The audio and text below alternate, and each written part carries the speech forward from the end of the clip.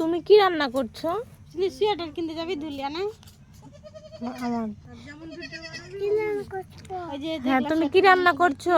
আমি হ্যাঁ, সস্তা বেশি ভাত রান্না করছো? ভাত আর কি রান্না করছো?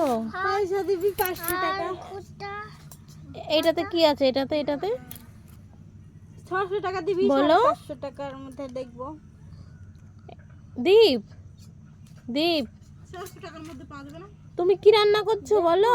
আমি ভাত রান্না করছি। ভাত আর কি রান্না করছো? এটা কি রান্না করছো? এটা আমাকে আবার টুকটুকি ভাড়া দিয়ে যাইতে হয় ওদিকে ডাক বাংলা মা রান্না কম করে দাম দেখি ভালো ভালো মেয়ে হ্যাঁ মা, মুসলিম গেলাম ওখান থেকেই নিয়ে আসি আমি রান্না করব। হ্যাঁ করে ওই তুমি কি রান্না করছো নাম বলো? শসা রান্না শসা রান্না করছো? কুমড়া জামা